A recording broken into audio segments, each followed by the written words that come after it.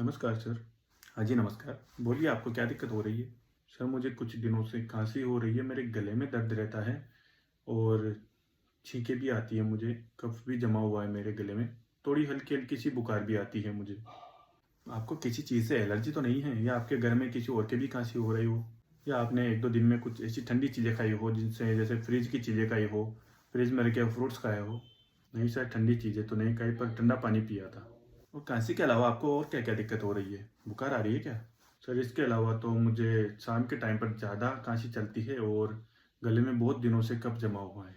चलिए कोई बात नहीं, मैं आपको ट्रीटमेंट सजेस्ट करूँगा, उसे टाइम से लेते रहिएगा, आपका 1-2 दिन में ठीक हो जाएगी।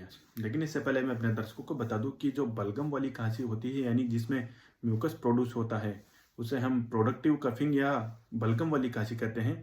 इसमें जब हमारी सेल्स ज़्यादा मात्रा में म्यूकस प्रोडक्शन स्टार्ट कर देती है तो गले में जम जाता है, जिसकी वजह से हमें गले में दर्द होता है, गले में जलन महसूस होती है और गला भारी-भारी सा लगता है।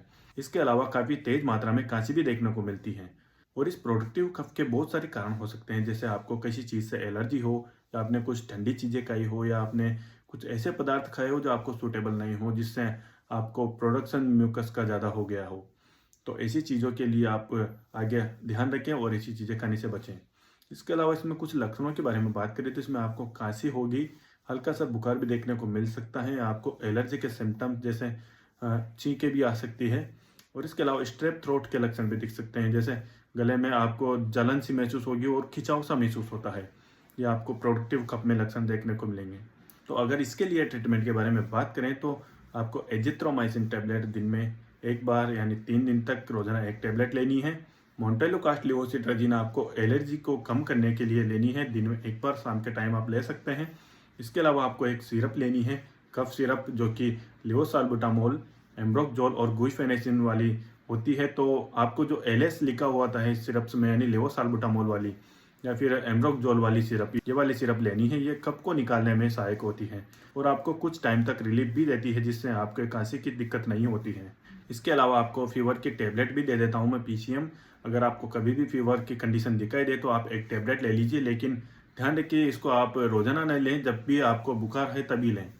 और एक्सेसिव एंटीबायोटिक्स लेने से बचें, अपने खुद के हिसाब से दवाई लेने से बचना चाहिए, क्योंकि ज़्यादा एंटीबायोटिक्स का यूज़ रेसिस्टेंट पैदा करता है बॉडी में।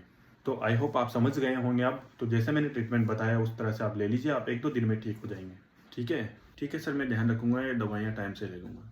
और अगर आपके दोस्तों में, आपके परिवार में भी किसी को ये बीमारी है तो आप उनको ये ट्रीटमेंट सजेस्ट कर दीजिए। ये सब पर लागू होता है, सब पर काम करता है, सिर्फ बच्चों को छोड़कर। बच्चों के लिए डोज अलग होती है। जैसे अगर आपके घर में बच्चे हैं, उनको अगर आप ये ऐसी प्रॉब्लम है और दवाइयाँ देते हैं तो आपको 250 mg एजिथ्रोमाइसिन देनी होगी। इसके अलावा पैरासीटामोल भी 250 mg वाली देनी होगी और सिरप भी बच्चों के लिए अलग आती है, तो उसके लिए आप दोबारा दिखा सकते हैं। और ये वीडियो ज़्यादा से ज़्यादा शेयर करें आपके दोस्तों के पास, आपके परिवार वालों के साथ, ताकि उनको भी फ़ायदा मिले। और ऐसी और वीडियोज़ के लिए चैनल को सब्सक्राइब कर लें और बेल आइकन को ऑन कर लें। वीडियो को लाइक ज़रूर करें। धन्यवाद दोस्तों।